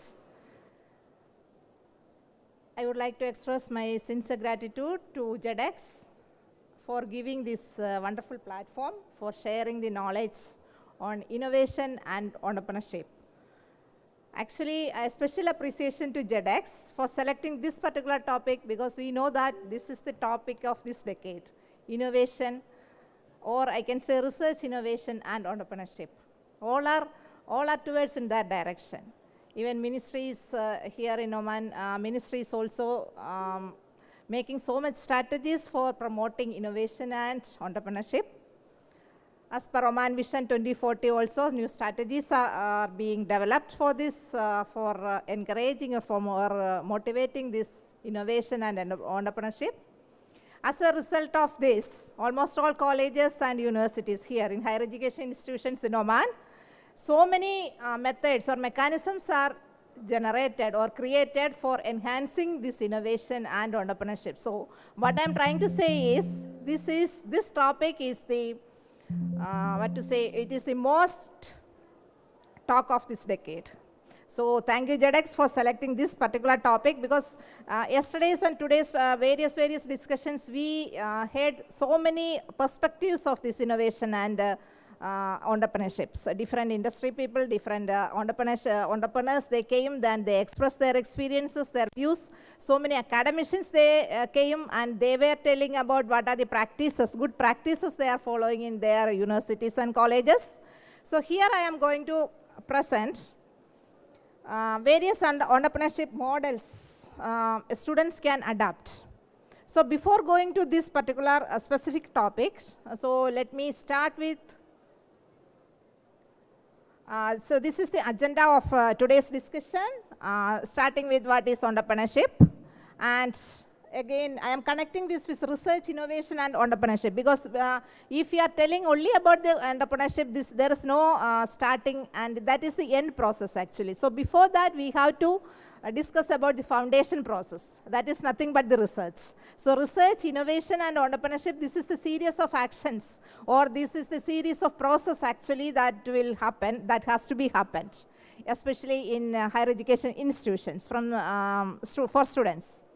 And again, I am telling what is the benefit of society for it, and now what's happening, why this much of awareness is there. So why this much of strategy is being made for promoting this innovation and entrepreneurship.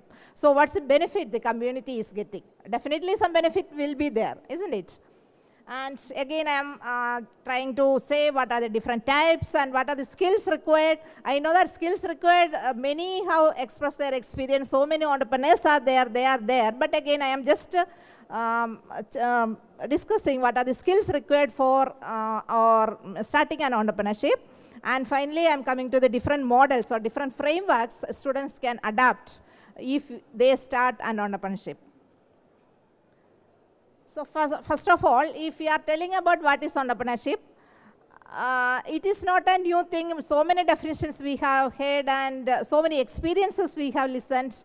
But again, we know that it's a process of starting, not only starting, and we are managing. One of the previous speaker was telling that one actually. The most challenging part is not the starting entrepreneurship, but managing, how it is managing. So it's a starting and managing an entrepreneurship to make a profit.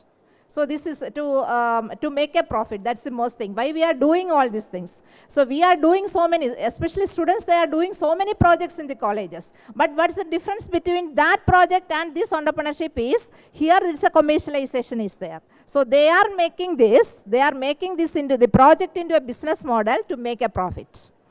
So an entrepreneur, we can say, he has the capability to identify opportunities from the ideas, and he is capable to take risk. That is the most important part, isn't it? Different types of risk will be there.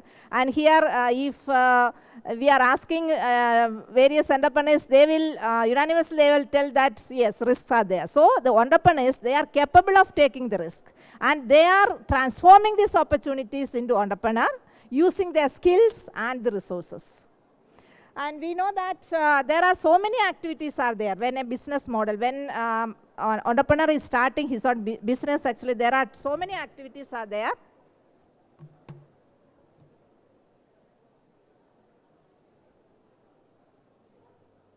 Hello?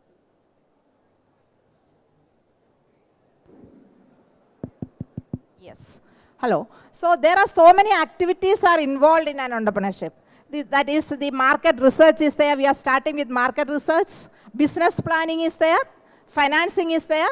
And marketing, again, managing operations are there. So these are the integration of all these activities are, that is how an entrepreneur can manage an entrepreneurship, his business.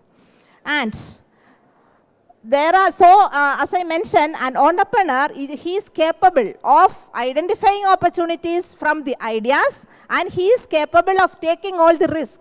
He is taking the calculated risk, and he is innovative, and he is adapted to the changing circumstances. That's what actually he is doing when he is managing his own entrepreneurship. There are different forms of entrepreneurships are there. Actually, that is the key focus of this discussion. We can say that it starts from a small business, a small starts up. Later on, it can be developed. Another thing is social entrepreneurship is there. That is for a social problem, we are addressing a solution. We are addressing a common problem in the society. So that means we are defining a solution for that, and we can, later on, we can develop it. Then freelancing is there. So many different types of entrepreneurships are there. And again, if we are going to the research, innovation, and entrepreneurship, we know that what is these three words are closely associated words: research, innovation, and entrepreneurship. How they are closely connected, closely associated? We can say that research drives innovation. We know that without research is the founding stone. It is without foundation, nothing will happen. So research is nothing but we are exploring the new knowledge. If we are having an idea, definitely without exploring new knowledge, we cannot make into a product or we can make opportunity, isn't it? So for anything, if we have an idea, definitely we need to explore the knowledge on it. That is what is called the research. So we can say research drives innovation. From innovation, entrepreneurship can happen. Innovation, that's a new idea. From the new ideas, we can think of starting a business or entrepreneurship. Again, entrepreneurship drives innovation. In entrepreneurship, after starting entrepreneurship, if we are stopping, entrepreneur is stopping innovation there, that's all. He cannot expand his business or he cannot develop his business. Definitely, he should be innovative and he should be adapted to the new changes, especially new technologies. So we can say entrepreneurship drives innovation. Similarly, entrepreneurship leads to research also. After starting the business also, new ideas will be coming. New challenges will be there. So he has to find the solution for that. That means continuously he has to explore new information, new knowledge about that one. So this is what is called research. That's why we are calling entrepreneurship leads to research. And finally, we can say these three terms, that is research, innovation and entrepreneurship, they lead to the economic growth of a country. How it will lead to economic growth of a country? Because new operation, employment will be generated, new opportunity will be generated, new competition is being created, and new technologies, new developments are being created. So in this way, these three terms, they are leading to the economic growth. If these three terms, if we are discussing this research, innovation and entrepreneurship, how this is useful to the students, mainly in higher education institutions, these three words always we used to talk to the students. Nowadays more awareness sessions are there, as I mentioned before. Ministry is giving a special interest for giving more awareness, more opportunities, more competitions are being made. See, last week, before 1 week or 1.5 weeks back, actually there was a competition for IJAS. Competition is there. It is organized initiated by Minister of Higher Education here in Oman. And the creation of the businesses and all. Simply, I know many students, they are good in designing, they are good in drawing, designing, and they are good in writing, they are good in, so they are selling it. If for each design they are charging some money, like that, so many students are doing freelancing. So initially let them start with this type of freelancing, then later on they can, once they are confident and once that market is set, then they can start for a more procedural or more formal business like that. And freelancing means another thing also there, if they are very expert in one particular area, they can act as a consultant. That is also a possible model actually. And franchising. If an existing brand, a branded, well-established brand is there, students can take a franchisee of that brand. So that what is the advantage? The marketing complication will be reduced. Anyway, it has a name. The brand has a name. Same time, the student or he is the owner of his own his own shop. So he will get both the benefits. Later on, once the market is, business is set or it is developed, then later on he can develop into a more higher ways. Subscription-based model is also there. We know that nowadays we are buying the softwares. For everything we have monthly subscription or yearly subscription is there. So these are the subscription-based model. That is, if you have a technology, if you are developing a product, whether it is a software or a hardware or whatever it is a product, you can, once it is registered, it registered in your name, you will get a stable income. That is through this subscription-based model. That is also one type of a good framework students can adapt. And nowadays we know that everywhere this IT influence is there, and mobile development, so many students are doing. But there also high competition is there actually. But I know that many students, they are developing mobile application and they are registering in the server, and again subscription, they are getting the patent for that, and they are earning money for that. So these are the different types, different models or frameworks of entrepreneurship students can adopt in higher education. And that's the end of my session. Thank you so much for your patience.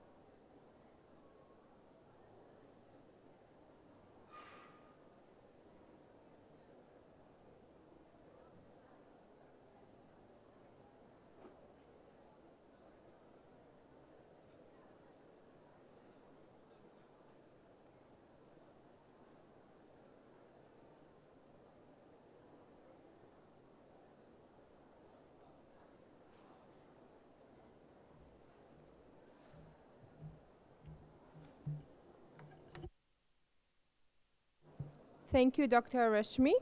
Now, I would like to welcome on stage Dr. Wala Fahad Al-Sani', the Dean of Scientific Research from Taif University, to present his topic on Research Monitoring System.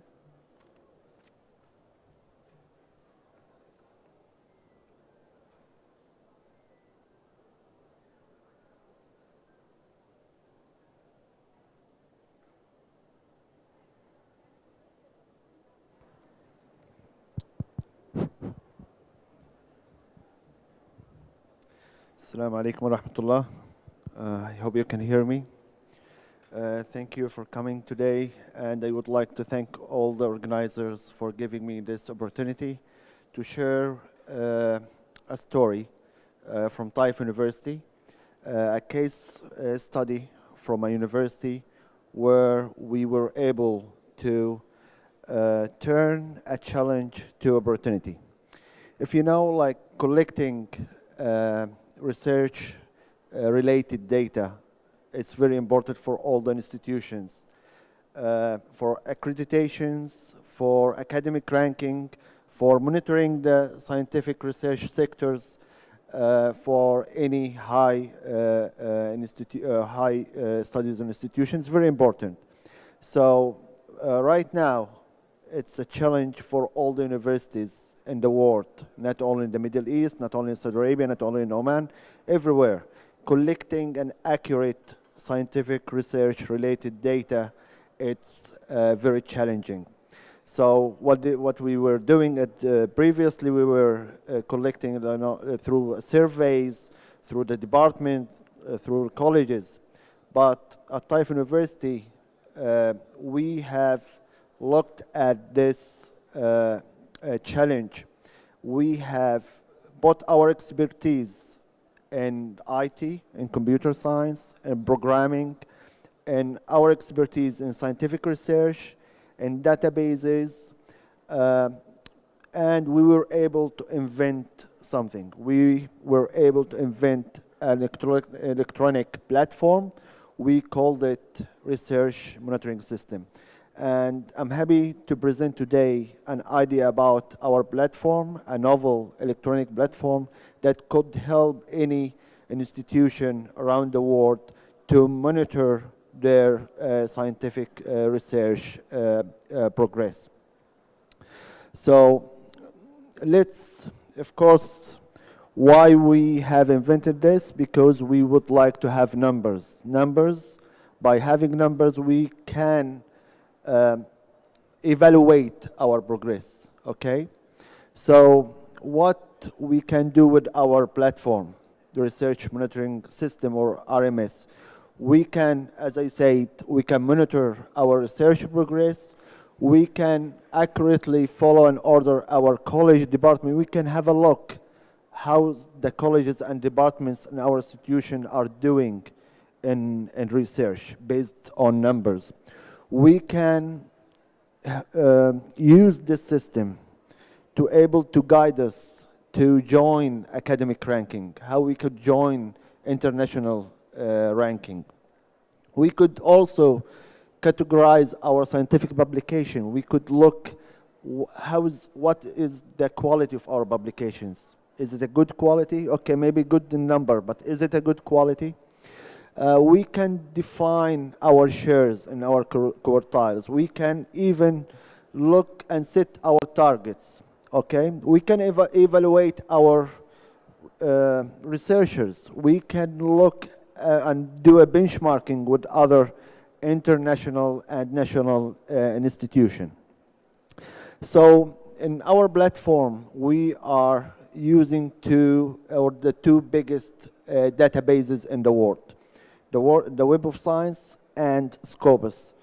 If you are familiar with scientific research and scientific journals, Web of Science and Scopus, they are the two biggest databases in the world. So our data and our system is all got fed by these databases. So to monitor our research progress and using our platform, we can look at our numbers, okay? at different angles. We will have a look on that. Anyone belongs to the institution, from the highest administration, the president, the vice chancellor, the deans, the vice deans, until the researcher themselves. They can look at the numbers and the progress of the institution. When? At any time, of course. Where? Everywhere in an institution, okay, or anywhere. So we could have a look at the numbers of our institution using our system from different angles, as we said. We could look at the numbers of the colleges. We could look at the numbers of the branches. If the institution has branches, we could have a look how is the progress of the branches at the departments, okay? We could evaluate the researcher in each colleges, the group, research domains, even the major. We could have a look at the specific major. For example, electrical engineering, are they doing good as civil engineering, for example? So this will help the institution a lot to build up a strategy, a successful strategy for scientific research. Using our system, we can identify our weaknesses. We could look at the quality, from the top quality of our publication until the bottom quality. Of course, our numbers, as I said, based on two major global databases, which are Scopus and Web of Science. Any publications in Web of Science or Scopus, they are a good quality. But even within these databases, they are a high quality and low quality journals. So we could identify our numbers, and we will have a look on a demo using our research monitoring system. So as I said, we can look, even identify our strength. For example, some institutions, they are doing very good in health-related disciplines. The others doing good in engineering disciplines. So we could identify our strength related to scientific disciplines as well. Our system could help us with the collaboration as well. For example, if we have collaborators from other part of the world, if they are good in engineering, are we good in engineering to help us collaboration? The others, they could identify our strength using our system, and they could approach us for collaboration. Or we could, for example, if we are looking to establish a successful collaboration with other parts in the world. So are we going to start this collaboration with a weak discipline in our scientific research, or are we going to choose the strong discipline? So this could be identified based or using our system. So for the international ranking, and all the institutions, of course, they are interested to join international ranking. To join the international ranking or even national rankings, we have to work and collect data based to fulfill a lot of matrices, a lot of aspects, and to answer a lot of questions. This takes a lot of time, but using our system, the research monitoring system, we could, with one click, generate all the required data to fulfill all the requirements for international ranking and other national ranking. Using our system, we can do a lot of things. We could rank our researchers. We could evaluate, for example, if an institution looking at renewing the contracts of their employee, how we could evaluate their progress in research. We could do it fairly using our system, and it's very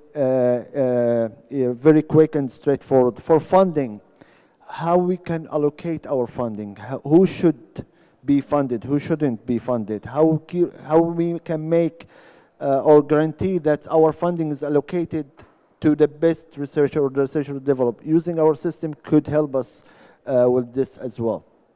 For documentation, as you know, if you are working on accreditation or If you are working on international ranking, you need a lot of documents. You need a lot to generate a lot of data. Our system could do it for you. With one click, you can generate a lot of documents, and all of these documents, they have an official source, which, as I say, the Web of Science and Scopus. As from the administration level, if you are working in a higher administration in a university or an educational institution, you are, of course, you are interested to monitor the progress of scientific research in your institution.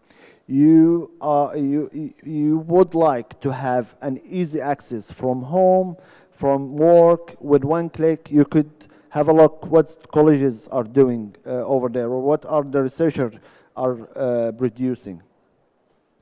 So let's have a look quickly in a demo using our system. So the research monitoring system, as I said, it's based on two databases, Web of Science and Scopus. Once you are logged in, you could choose either to go to Web of Science or go to Scopus, or have both of them.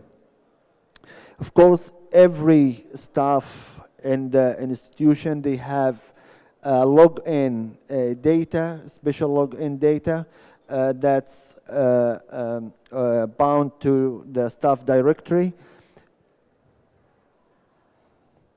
So you have in this database or our system, you have all the researchers listed over there with the same publication name or the author name they are using for their publications, and you could add as many researchers. You could update the staff directory for your researchers or who belongs to the institution.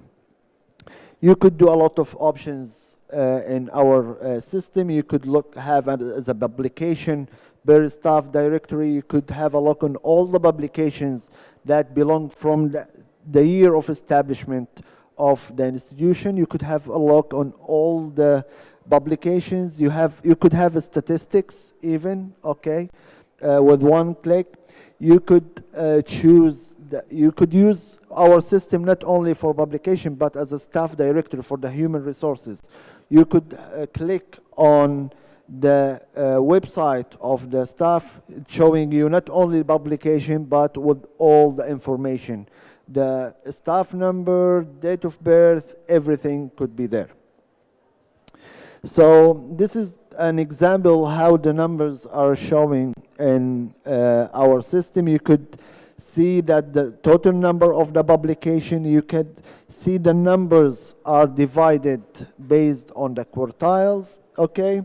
Of course, if you are logging, a lot of institutions, they have access to the Web of Science or Scopus, you cannot have all of this information using an actual access to Web of Science Scopus. So our system is getting fed by the data from Scopus and Web of Science, and with the scripts, these data are analyzed and it's presented this way in our system. Not only showing the numbers and the quality of publication, but you could specify a time range. You could specify a years if you are looking at the progress of your institution in a specific year or in a time frame. You could do that with our system. You could have a look, you could rank the colleges. For example, our system, I haven't said that, our system is being invested by our university now. Other universities are subscribed in our system. As you can see, this is an example of one of the Saudi universities. They are using our system over there. You could see they have 3 colleges. They have the pharmacy, medicine, and applied science colleges. You could see the numbers of the staff in these colleges, the number of publications, okay, in a specific time or a specific year. You could have look at the productivity of your researchers, which are the number of publications divided on the number of the staff. You could look at the quality, the average impact factor. For example, you have a researcher, they are publishing a lot, but maybe they are not publishing in high impact factor journals. So our system could calculate for you the average impact factor of publications for the researchers. You could look at not only the colleges, you could look at the departments within the colleges, as you can see in here.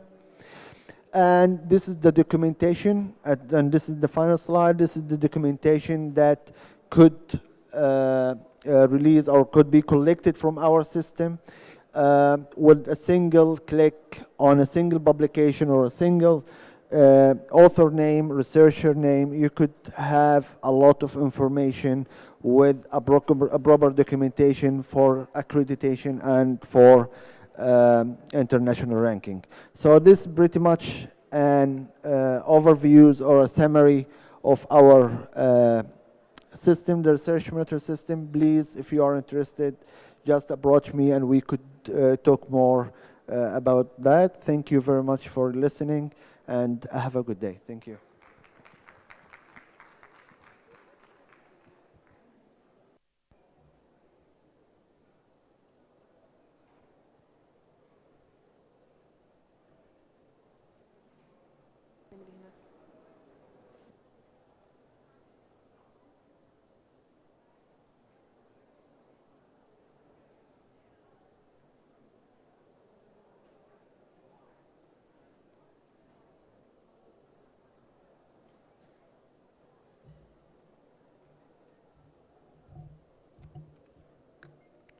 Thank you, Dr. Wela. Now, we're having a case study submitted by a student, presented by Narjis Al-Rizaqi.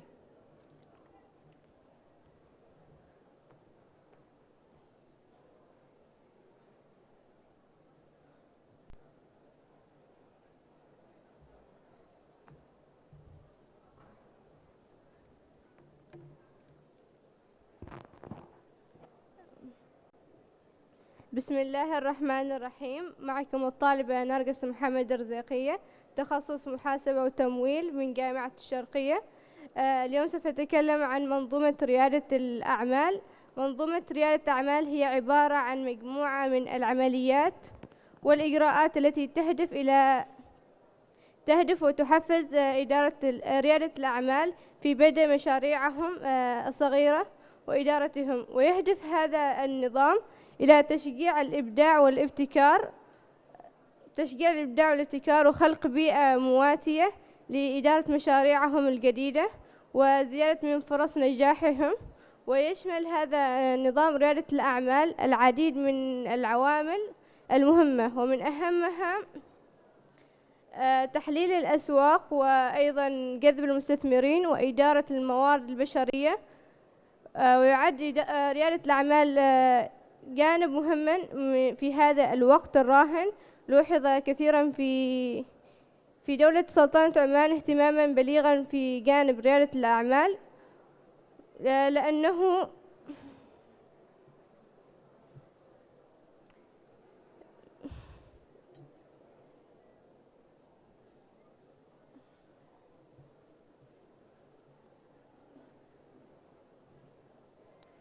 النقطة الثانية في هذه الورقة سوف نتكلم عن التأثيرات.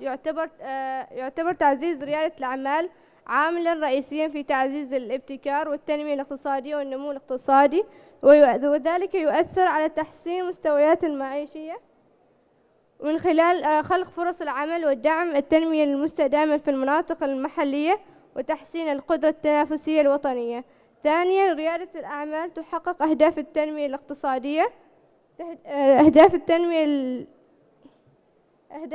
المستدامة، وذلك أن ريادة الأعمال تلعب دور كبير في تحقيق هذا وتقوية الاتصالات المحلية والوطنية، ويساعد في خلق مستقبل أفضل للجميع. أخيراً، النمو الاقتصادي، وذلك يكمن من خلال تحول أفكار رائد الأعمال إلى مشاريع تجارية واقعية ملموسة.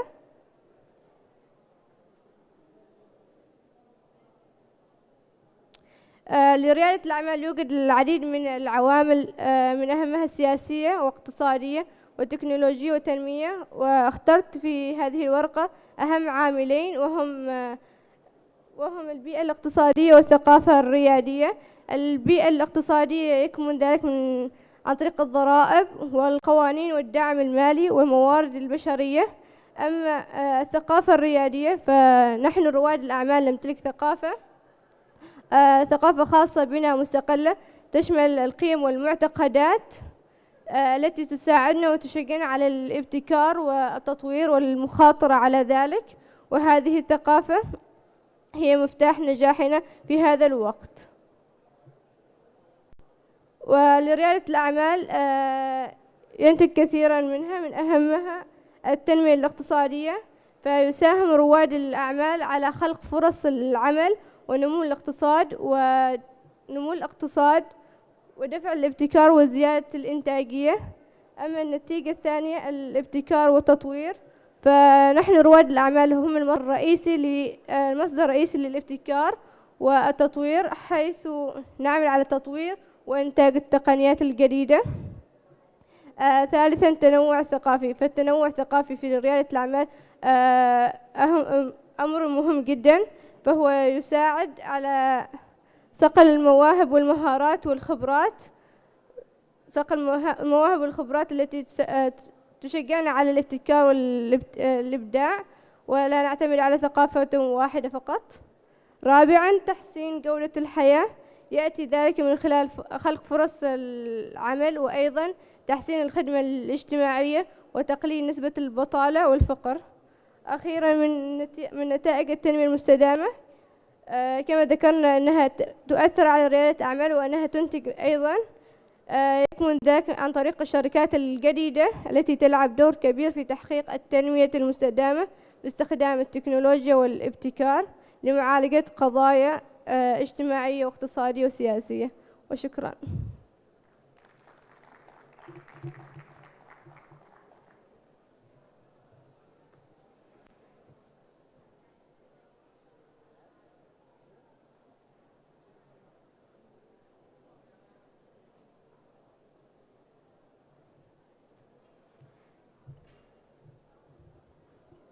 Thank you, Nargis. We came to the end of our session. Thank you all for attending, and many thanks to all of our speakers for their insightful topics. I hope that this conference was an opportunity for us all to learn, network, and grow together. I would like to take the chance to invite you all to attend COMEX conference. Please reach me for more information. Thank you all again for attending. Lunch is served. Please feel free to proceed.